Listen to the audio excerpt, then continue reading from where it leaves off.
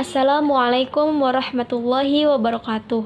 Nama saya Rifda Fitriani, NIM 2012-171, nomor absen 28. Saya dari jurusan Pendidikan Agama Islam, Fakultas Tarbiyah dan Keguruan, kelas PAIB. Baik, saya di sini akan membawakan materi yang berjudul Inna wa akhwatuha. Baik, sekarang pengertian dari Inna wa akhwatuha. Inna wa akhwatuha atau inna dan saudara-saudaranya adalah sekelompok huruf atau kata depan yang mendahului isim. Jika suatu jumlah Islamiyah atau susunan mubtada dan khobar didahului oleh inna atau saudara-saudaranya, maka akan menyebabkan mubtada dan menjadi mashhub dan disebut isim inna. Dan khobar marfu dan disebut khobar inna seperti Innallaha sami'un alim, yang artinya sesungguhnya Allah maha mendengar lagi maha mengetahui. Kata sami marfu dengan tanda domah, isim mufrad sebagai khobar inna. Yang selanjutnya yaitu Innallazina indallahil islam, yang artinya sesungguhnya agama yang diterima di sisi Allah adalah agama Islam. Kata Islam marfu dengan domah, isi mufrad sebagai khobar inna. Materi selanjutnya akan dilanjutkan oleh teman saya. Terima kasih. Wassalamualaikum. Bismillahirrahmanirrahim. Assalamualaikum warahmatullahi wabarakatuh. Nama saya Nur Fitrian dengan NIM 201210047. Di sini saya akan meneruskan penjelasan pemateri sebelumnya, yaitu B, fungsi inna wa akhwatuha. Inna wa akhwatuha memiliki fungsi yaitu tansibul isma wa tarfa'ul khobar, yang artinya menasabkan isim inna dan merofakan khobar inna. Jadi inna wa akhwatuha ini dia menjadikan fathah sebuah isim untuk inna itu, dan menjadikan kasroh untuk khobar inna. Contoh dalam kalimat yang belum dimasukin inna itu Ahmadu Ustadun. Nah, sebelum dimasukkan kalimat kan dia itu kalimat awalnya itu Ahmadu Ustadun. Nah, kita masuki dengan menggunakan inna. Inna Ahmada Ustadun. Inna Ahmada Ustadun. Ahmada menjadi fathah. Kenapa bisa jadi kayak gitu? Karena yang tadi fungsinya inna itu buat apa? Menasabkan isim inna dan merafakan khobar inna.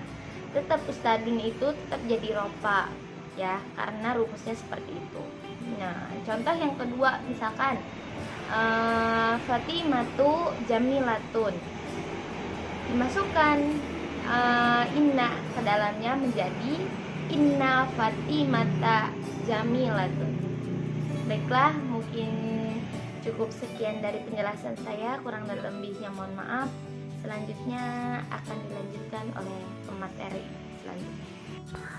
Nama saya Vivi Alfia dengan nomor NIM 201210045. Di sini saya akan memaparkan materi tentang yang termasuk ke dalam inna wa akhwatuha. Di antaranya ada inna, anna, ka'anna, lakinna, laita, dan la'ala. Makna inna dan anna untuk taukid atau mengukuhkan pembicaraan, dan ka'anna untuk tasbih atau menyerupakan, dan lakinna untuk istidrak atau susulan, yaitu menyusul perkataan yang lalu dengan perkataan yang ada di belakangnya. Dan laita untuk tamani, yaitu mengharapkan sesuatu yang mustahil berhasil. Dan la'ala untuk taraji, dan tawaku ialah mengharapkan sesuatu yang baik yang mungkin berhasil. Nah, yang pertama ada inna, artinya sesungguhnya. Fungsinya untuk penegasan huruf atau mengokohkan pembicaraan. Contohnya, innallaha ala kulli syai'in qadir, artinya sesungguhnya Allah atas setiap sesuatu maha kuasa. Yang kedua ada anna, artinya bahwa. Fungsinya untuk penegasan huruf atau mengokohkan pembicaraan. Contohnya, la budda annahum yuriduna minkum dalilan, yang artinya sesungguhnya mereka pasti menghendaki dalil daripadanya. Kemudian ada contoh lain juga dari Anna, yaitu Asyhadu anna Muhammadar Rasulullah, yang artinya aku bersaksi bahwa Muhammad adalah utusan Allah. Kemudian yang ketiga ada ka'anna, yang artinya seakan-akan, fungsinya untuk perumpamaan. Contohnya ka'anna kana ilun maro maka, yang artinya agaknya kau berhasil mencapai maksudmu. Kemudian contoh yang kedua dari ka'anna ada ka'anna wajhaka badrun, yang artinya seakan-akan wajahmu itu bulan purnama. Kemudian yang keempat ada lakinna, artinya akan tetapi, fungsinya untuk menyangkal. Contohnya huwa alimun lakinnahum amilin khairu, artinya dia pandai tetapi tidak mengamalkan ilmunya. Kemudian nomor 5 ada la'alla, yang artinya semoga atau agar, fungsinya untuk pengharapan. Contohnya la'alla aliyus sihah, yang artinya semoga Ali sehat. Kemudian nomor 6 ada laita, yang artinya seandainya, fungsinya untuk berangan-angan. Contohnya ada laita syabba ya'udu yauman, yang artinya seandainya masa muda itu bisa kembali. Mungkin hanya itu yang bisa dapat saya sampaikan. Selanjutnya akan disampaikan oleh teman saya. Bismillahirrahmanirrahim. Perkenalkan, nama saya Khairul Anam, NIM saya 2012-174. Baiklah, di sini saya akan melanjutkan presentasi dari kelompok 5, yaitu tentang inna wa akhawatiha. Dan di sini saya akan memberikan contoh mengenai inna wa akhawatiha. Yang pertama yang saya ambil contoh di sini dari Quran surat Al-Baqarah ayat 165 dan Quran surat Al-Baqarah ayat 181. Yang dimana saya mengambil contoh yang pertama contohnya dari Quran surat Al-Baqarah ayat 181, yaitu lafadznya innallaha wasi'un alim, yang dimana Allah itu menjadi isim inanya dan wasi'un itu menjadi khobar innanya. Dan contoh selanjutnya yaitu dari Quran surat Al-Baqarah ayat 165, lafadznya wa annallaha syadidul azab, yang dimana kita garis bawahi Allahu ay Allah itu menjadi isim inna dan syadidu itu menjadi khobar inanya. Baiklah, itulah sedikit contoh dari inna wa akhawatiha. Selanjutnya akan dilanjutkan dari teman saya.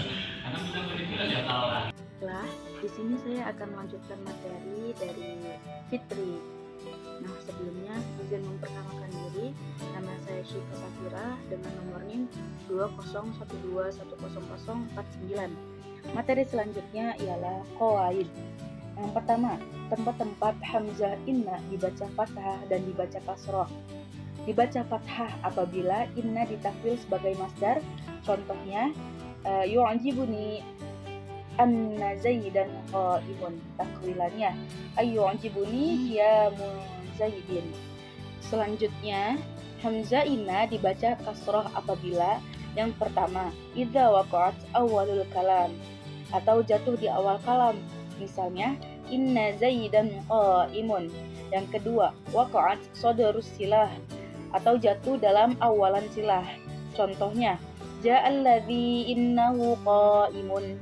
Yang ketiga sebagai jawaban sumpah, misalnya wallahi inna zaidan qaimun. Yang keempat sebagai hikayat suatu ungkapan, contohnya itu qala zaidan inna amran qaimun. Yang kelima menempati takrib hal, contohnya itu zurutu zaidan wa inni dzu amalin.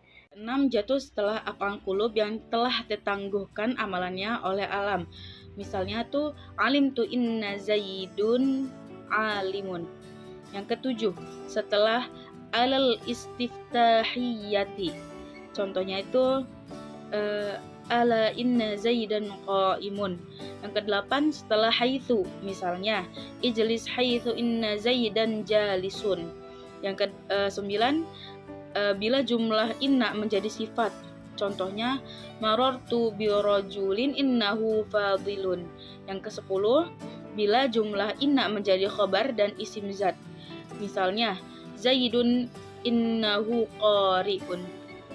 Selanjutnya hamzah inna dibaca kasroh atau fathah apabila yang pertama ia berposisi setelah idzal fajaiyah, misalnya kharajtu fa idza inna zaidan qa'imun. Yang kedua setelah fi'al sumpah di mana pada khabarnya inna tidak terdapat alam, seperti halaftu inna zaidan qa'imun.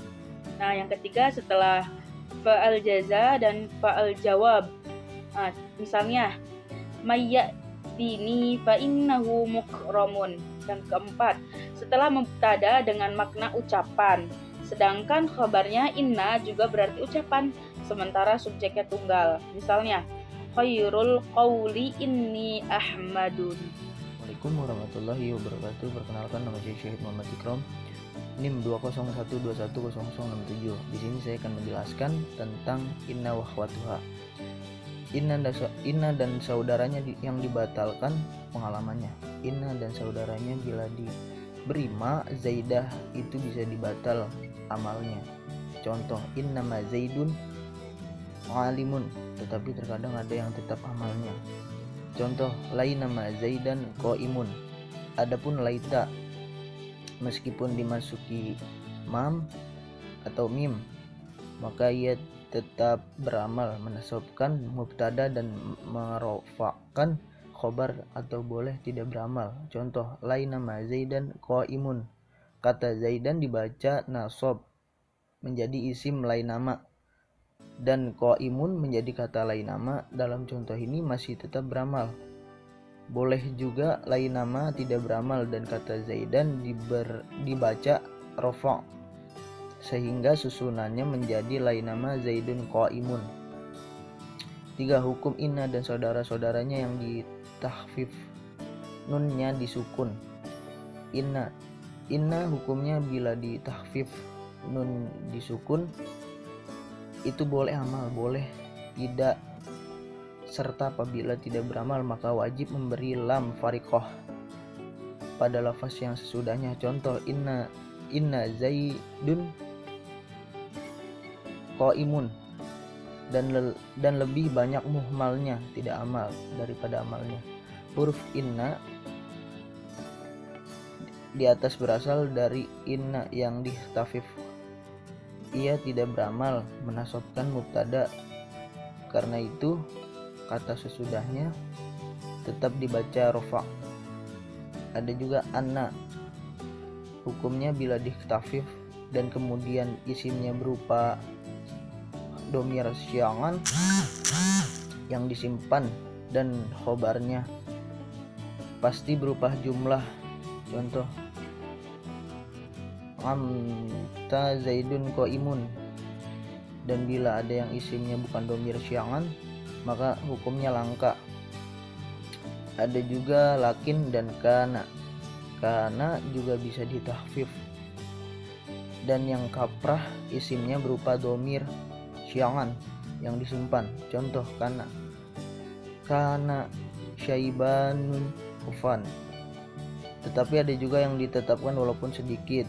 Kata kana adalah kata kana yang nunnya ditahfif dan ia masih tetap beramal. Adapun lakinna atau apabila nunnya ditahfif maka tidak bisa beramal. Ya, cukup sekian penjelasan dari saya. Assalamualaikum warahmatullahi wabarakatuh.